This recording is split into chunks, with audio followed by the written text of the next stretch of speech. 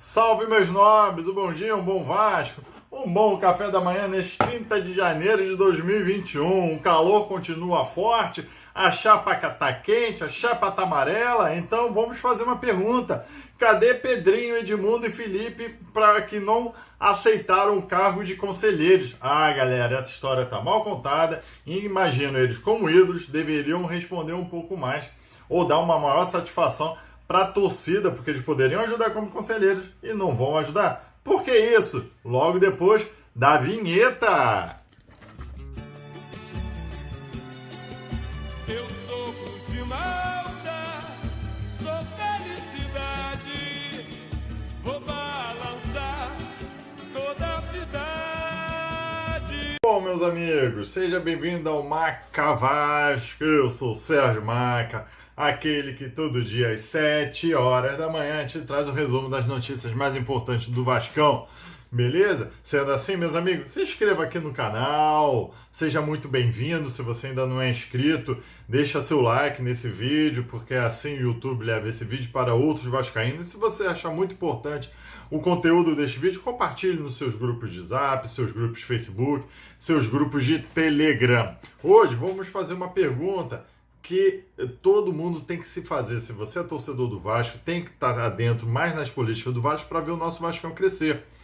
Eu esperei para fazer essa pergunta um pouco para acalmar um pouco essa notícia, mas vamos lá.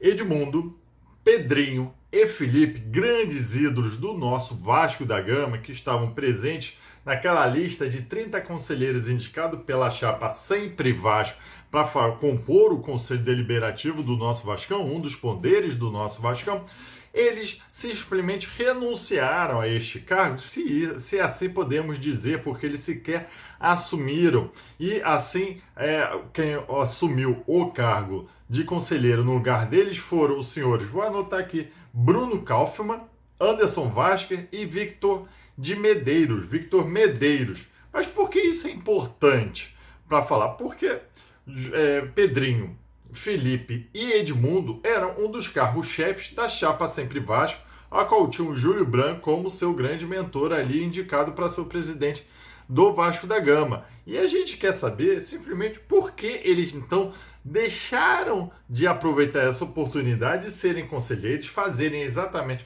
uma grande revolução dentro do Vasco, de dentro para fora do Vasco, assumindo esse cargo de conselheiros, que é um cargo importante, um dos poderes do Vasco da Gama.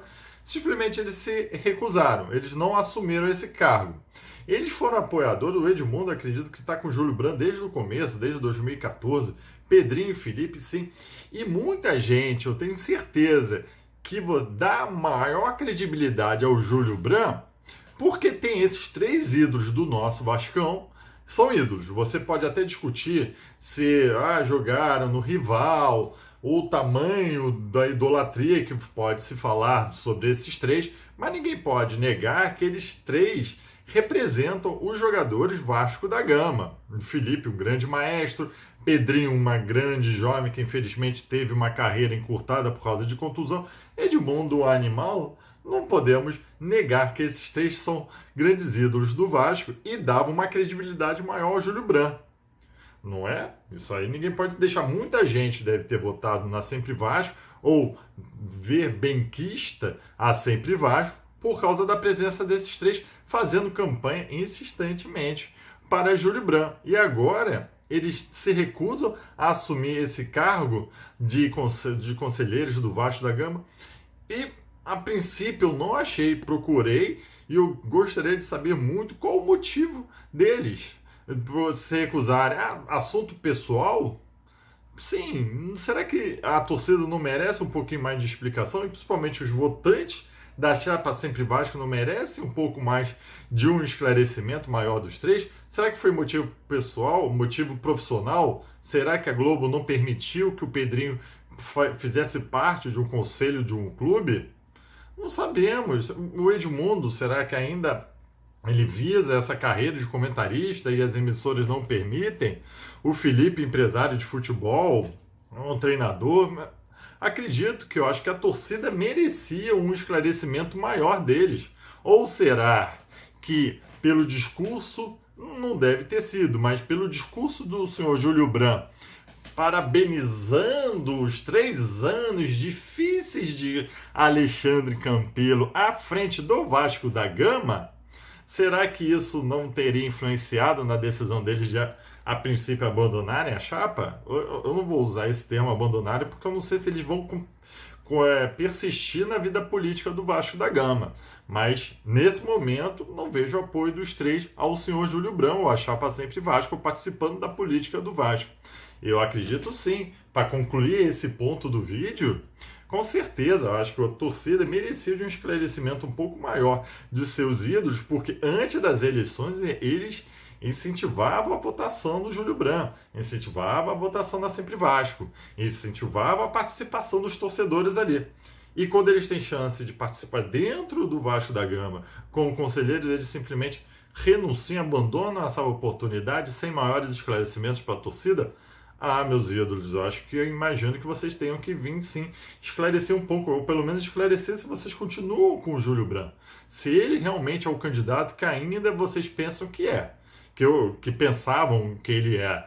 Porque, como falei, no discurso da posse ali do Jorge Salgado, da diretoria administrativa ou do conselho deliberativo, Júlio Branco elogiando o malfadado Alexandre Campelo, a qual o Júlio Branco fez muito para atrapalhar a gestão do Alexandre Campelo.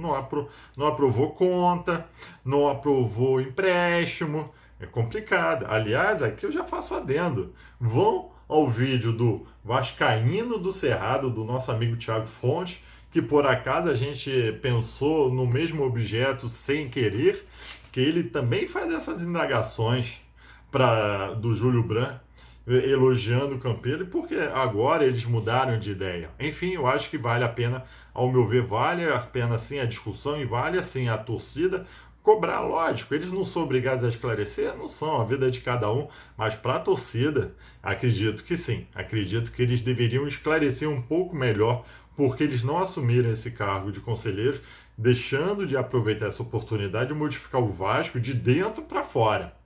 Beleza? Esse é o meu ponto de vista. E assim, meus amigos, novamente, dê seu like aqui e não se esqueçam de se inscrever no canal. Essa marca d'água vermelha leva para a inscrição no canal. Mas vamos ao nosso segundo ponto, que é a votação para o presidente do Conselho de Beneméritos. Agora estamos falando de um outro poder, vencido pelo senhor Antônio Peralta.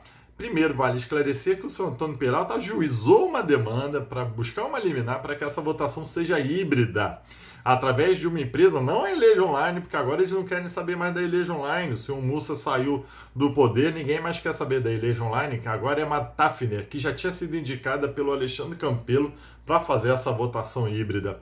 E o Antônio Peralta ajuiza uma demanda, não obtém uma liminar, e tentando fugir ao juiz natural, ou seja, já tem uma demanda discutida, se o juiz não concedeu a liminar, teria que aguardar.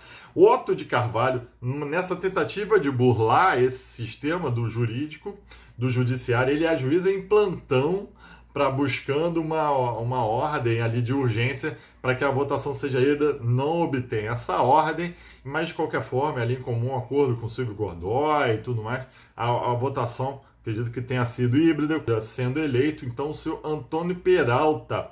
Senhor Antônio Peralta, engraçado, a gente está falando sempre em renovação dos poderes. A gente já tem o Jorge Salgado, que é credor do Vasco, que é famoso por emprestar dinheiro para ajudar o Vasco, beleza. E esse credor, ele tem seu direito a reaver esse dinheiro, desde que seja dentro da lei, dentro de um contrato. O VP de futebol tem seu direito, também famoso por emprestar dinheiro ao Vasco da Gama para salvar o Vasco da Gama nessas condições. Sempre, é isso que é uma luta que a gente tem que fazer. E, pelo visto, as informações que estão vindo, ele atuou muito fortemente para salvar essa gestão do Alexandre Campelo junto com os jogadores de futebol, por isso que ele se mantém como VP de táxi, tem que ser lembrado disso. E agora, Antônio Peralta é o terceiro poder lá do Vasco da Gama, também famoso por emprestar dinheiro ao Vasco para salvar o Vasco da Gama. Quer dizer, novamente aqui o retorno, o Vascaíno do Cerrado, Thiago Fontes, faz essa pergunta, mas o compliance vai embora, né? Nós temos 3 credores, pessoas físicas, enfim, ninguém sabe direito qual é essa relação com o Vasco da Gama desses empréstimos, ou como eles vão receber, sendo chefes de poderes do Vasco da Gama. E a gente pede essa renovação, mas Tem que se lembrar que o Antônio Peralta já foi vice-presidente geral na época do Roberto Dinamite, tinha sido cotado para atuar junto com Alexandre Campelo, então já é figurinha batida no Vasco da Gama também. E a gente fala muito em renovação, ao qual a gente não tá vendo. Mas enfim, vale essa informação. Mais um benemérito aí do Antônio Peralta. Boa sorte, espero só que ele atue junto com o Vasco da Gama. Mas vale também indagar como é que vai ficar essas questões de credores, como é que está isso lançado no balanço, eles vão receber, não vão receber, vamos aguardar, mas acho que essas foram as informações mais importantes do Vasco da Gama ocorrida nessa sexta-feira. Amanhã teremos um jogo fundamental para o futuro do Vasco na Série A, é uma decisão, temos que ganhar do Bahia, isso que importa, meus amigos. Assim, desde já, peço seu like, na verdade, aí nesse vídeo, se inscreva no canal e um bom sábado. E amanhã vamos voltar com o nosso pré-jogo e logo depois do jogo, o nosso pós-jogo. Um abraço, meus amigos.